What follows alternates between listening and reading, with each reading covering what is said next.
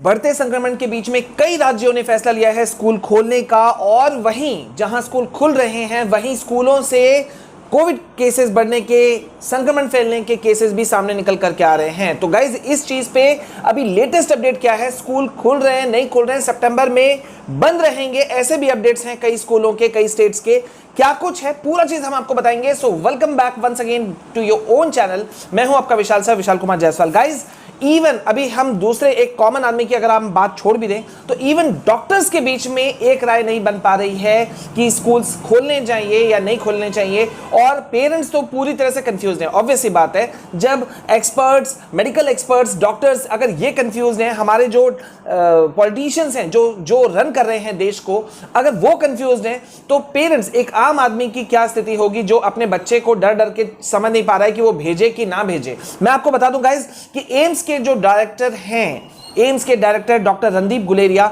उनका कहना है, उन्होंने बैक किया है, सपोर्ट किया है कि स्कूल्स जो है वो खुलने चाहिए। और उनका कहना है कि भाई अगर हम अभी स्कूल नहीं खोलते हैं तो गौर कीजिएगा इस बात को, तो अगर बच्चों को वैक्सीनेशन के बाद में स्कूल खोला जाए तो उनका कहना है कि 9 महीना लगेगा कम से कम वैक्सीनेशन करवाने में। ये डॉक्टर रणदीप गुलेरिया, एम्स, भारत के सबसे बड़े हॉस्पिटल आप कह सकते हैं, एम्स के डायरेक्टर कह रहे हैं। और उनका एक और बात भी, उन्होंने एक चीज डाला जो शायद आप सबको पता भी नहीं होगा, इंफॉर्मेशन उन्होंने दिया कि अभी सिर्फ एक वैक्सीन जो है वो अंडर ट्रायल है, एक वैक्सीन, ओनली वन वैक्सीन। तो स्थिति कितना गंभीर है यहां समझ लीजिए। अब वहीं जहां एक तरफ एम्स के डॉक्टर हैं, वहीं एक सीनियर डॉक्टर, बहुत ही फेमस डॉक्टर, मेदांता के डॉक्टर नरेश त्रेहान, उन्होंने इस बात का विरोध जताया है। उनका कहना है कि भाई स्कूल से रीओपनिंग के ऊपर में इतना हाय तौबा क्यों मचा हुआ है, क्यों इतनी हड़बड़ी है, क्यों नहीं ऐसा कुछ किया जा सकता है कि पहले बच्चों को वैक्सीनेट किया जाए, पूरे टीचिंग नॉन टीचिंग स्टाफ को वैक्सीनेट किया जाए और उसके बाद में स्कूल्स खोले जाएं। अभी गाइस मैं आपको करंट सिनेरियो बता दूं, मैं आपको सारे स्टेट्स के अपडेट्स दूंगा जितने का मेरे पास अवेलेबल हो चुका है, लेकिन एक रफ वे में अगर हम देखें, फिगर में, एक रफ फिगर में हम देखें तो मोस्ट ऑफ द स्टेट्स जो है वो अभी 9 से 12 तक के क्लासेस को खोल रहे हैं। कुछ एक दो स्टेट्स हैं जहां पे 6 to 8 के बारे में भी कंसिडर किया जा रहा है या खोलने वाले हैं वो लोग। लेकिन अभी एक सबसे, इन सारे स्टेट से हट करके एक स्टेट मुझे दिखाई देता है जो कि बहुत ही, जिन्होंने अलग डिसीजन लिया है। वेस्ट बंगाल से हमारे पास अपडेट आया है, वहां की चीफ मिनिस्टर ममता बनर्जी, उन्होंने ये डिसीजन लिया है कि दुर्गा पूजा के बाद में ही स्कूल्स, कॉलेजेस वगैरह रीओपन किए जाएंगे, जब, और वो भी पूरे मेडिकल एक्सपर्ट्स और पैनल के बाद में, डिस्कशन के बाद में। मतलब अभी वेस्ट बंगाल अपने यहां पर स्कूल्स खोलने की हड़बड़ी में तो बिल्कुल भी नहीं है। स्टूडेंट्स, पैंडेमिक के सिचुएशन में धीरे धीरे स्कूल्स रीओपन हो रहे हैं। आप में से शायद बहुत सारे बच्चे स्कूल्स जा रहे होंगे या फिर कुछ घर से भी पढ़ाई कर रहे होंगे, लेकिन सबसे बड़ा मुश्किल तब हो जाता है जब आपको पढ़ाई के बाद में जो डाउट्स होते हैं वो क्लियर नहीं हो पाते हैं। तो आपके इन्हीं मुश्किलों को दूर करने के लिए अनअकैडमी लाया है आस्क ए डाउट फीचर। यहां पर आप अपने अनलिमिटेड डाउट पूछ सकते हैं कभी भी, कहीं से भी, और वो भी फ्री में। कहानी इधर ही खत्म नहीं होती। अगर आप 5 डाउट्स पूछते हैं तो आपको मिलता है 7 डेज का अनअकैडमी प्लस सब्सक्रिप्शन एकदम फ्री। ये offer CBSE class 6 to 12 students के लिए एप्लीकेबल है, और ये ऑफर 29 अगस्त से 5 सितंबर तक के बीच के लिए ही वैलिड रहेगा।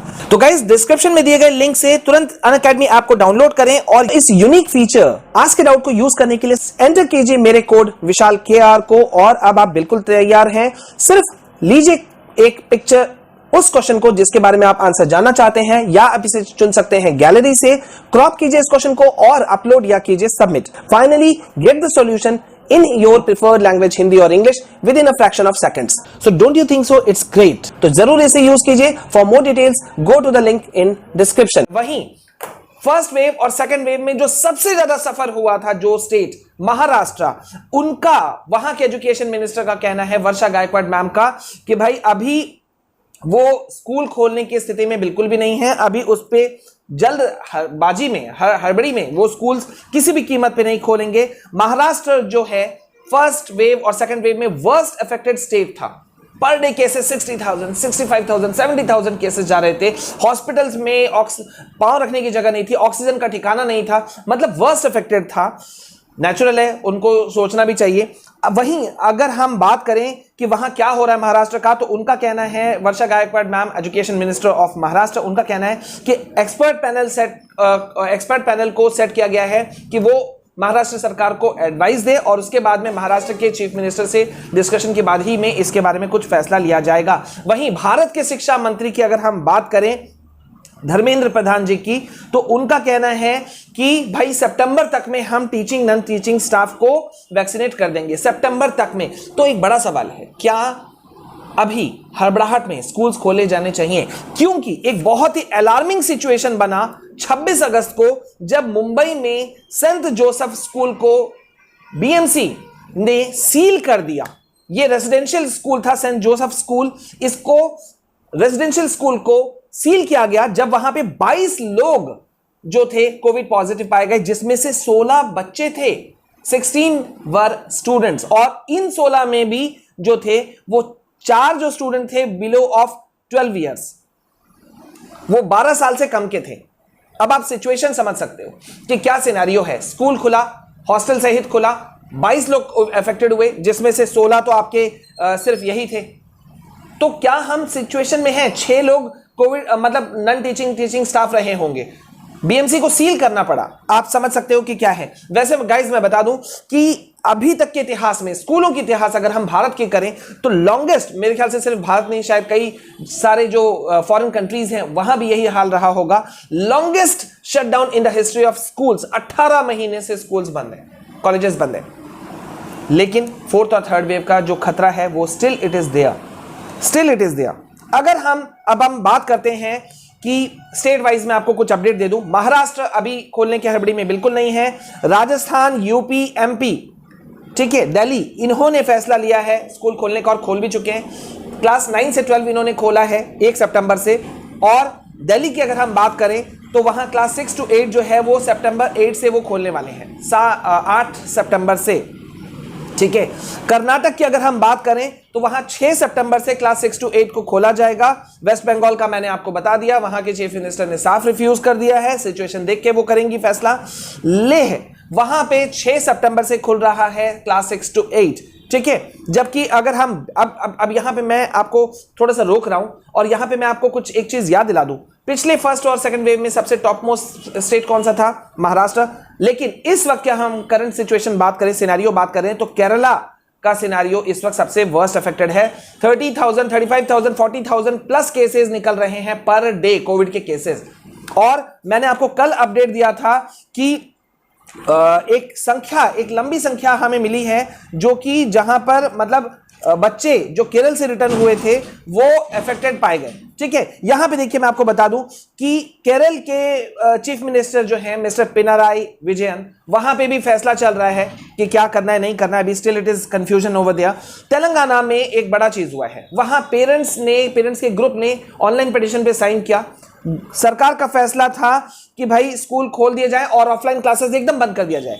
लेकिन जब तेलंगाना हाईकोर्ट में मामला पहुंचा तो तेलंगाना हाईकोर्ट ने सरकार के इस आदेश को कि ऑफलाइन क्लासेस ही चलेंगी, ऑनलाइन क्लासेस नहीं चलेंगी, उस पर स्टे ऑर्डर लगा दिया और उन्होंने डाल दिया कि भाई ये डिसीजन सरकार के ऊपर होना चाहिए, पेरेंट्स के साथ में होना चाहिए। पेरेंट्स फैसला ले, अगर वो स्कूल भेजना चाहते हैं तो भेजें, ना भेजना चाहते हैं तो ना भेजें, ठीक है।